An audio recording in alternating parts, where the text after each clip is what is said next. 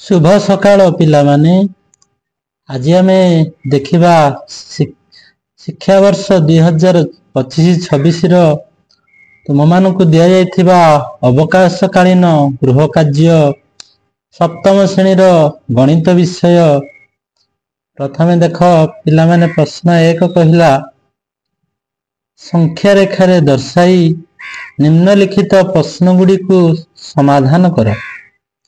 प्रथमे 1 हला 5 + 3 5 को 3 रे मिसेले हमर हबो निश्चित केते हबो पिलाने ना 8।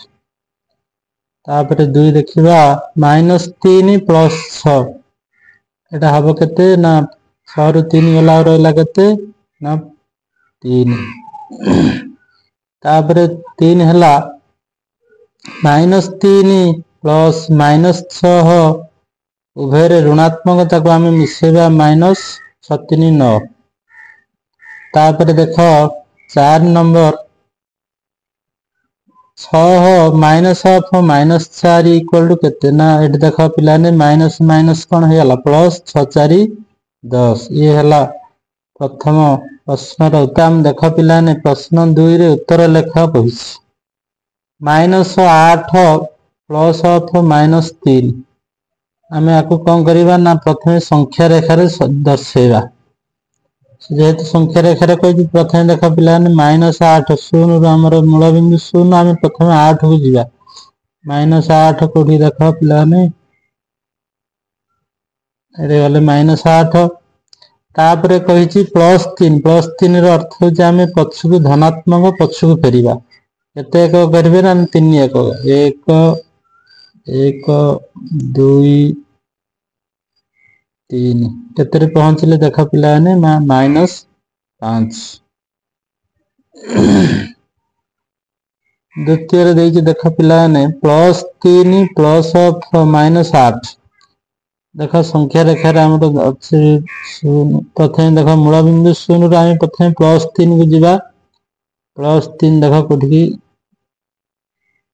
+3 गला परे तापर आमे -8 रो अर्थ हला आमे पछकु ऋणात्मक अर्थ कोन पछकु फेरिबा केते एक फेरिया ना 8 1 8 केते रे पहुंचले ना -5। ये वाला तापर देखो पिलाने -5 + +2 देखो संख्या रेखा रे आमे देखिबा -5 0 मूल बिंदु रे आमे प्रथमे 5 पर्यंत जिबा 5 पर +2 रो अर्थ हो जी पछकु फेरिया 2 1 और 2 केते रे पहुंचले ना -3।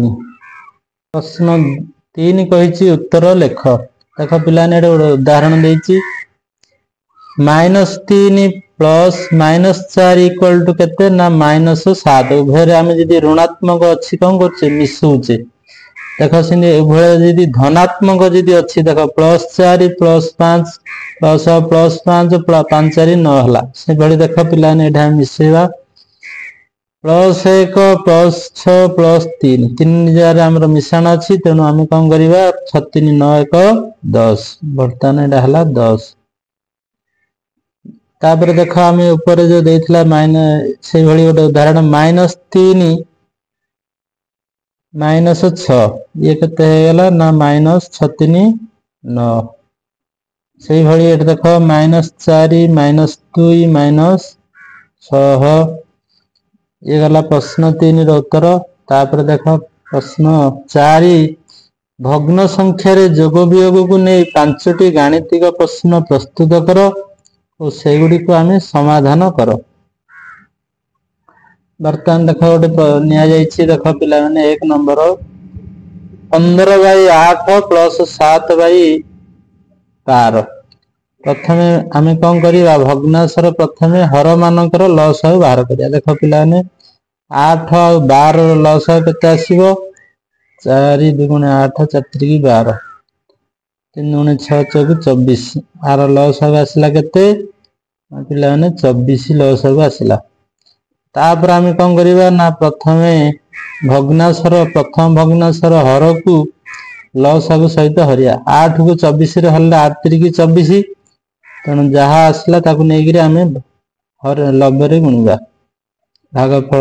ସେଇ ଭଗ୍ନାଂଶରେ 12 ଅଛି, 12 କୁ 24 ରେ ଯେତେବେଳେ ଆମେ ହରିବା 12 ଦୁଗୁଣେ 24, ତେଣୁ 2 ଆସିଲା 7 × 2, ତେଣୁ ତାର ବର୍ତ୍ତମାନ ମୂଲ୍ୟ ଲେଖ 15 3 45, 7 ଦୁଗୁଣେ 14 ବାଇ 24, 5 4 9, 4 1 5, 59 ବାଇ 24। ସେଇଭଳି ଆମର ଅନ୍ୟ 4ଟି ଦେଖ ପିଲାମାନେ, ସେଇଭଳି ତମର ଲସାଗୁ ବାହାର କରିକିରି କରିବ। 2 ନମ୍ବରରେ 7 2 ରୁ 14 ବାହାର କରାଯାଇଛି, 4 ନମ୍ବରରେ ସେଇଭଳି, 5 ନମ୍ବର ମଧ୍ୟ ସେଇଭଳି ବାହାର କରାଯାଇଛି। ତମେ ଦେଖିକିରି କରିବ। ପ୍ରଶ୍ନ 5 କହିଛି, କାଠି ସାହାଯ୍ୟରେ ଅଠା ଲଗାଇ 4ଟି ସନ୍ନିହିତ କୋଣର ମଡେଲ ପ୍ରସ୍ତୁତ କରି ସେମାନଙ୍କର ନାମ ଲେଖ। ଦେଖ ଏଠି ପିଲାମାନେ କାଠି ସାହାଯ୍ୟରେ ଡିଆସିଲି କାଠିରେ ଆମର ଏଠି କରାଯାଇଛି, ଆର ନାଁ ଦିଆଯାଇଛି ଏ ଡି ପି, ଏଟା ସି। ସନ୍ନିହିତ କୋଣ ଏଠି ଦିଟା, ଗୋଟେ ହେଲା ଏ ଡି ସି ଆଉ ଗୋଟେ ହେଲା ବି ଡି ସି।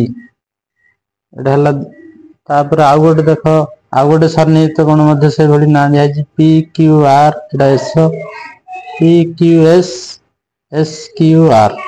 ଏ ହେଲା ଗୋଟେ ସନ୍ନିହିତ କୋଣ। ସେଇଭଳି ଅନ୍ୟ 2ଟି କୋଣ ମଧ୍ୟ ଦେଖିଦିଅ ପିଲାମାନେ, ସେଇଭଳି ନାଁ ଦିଆଯାଇଛି।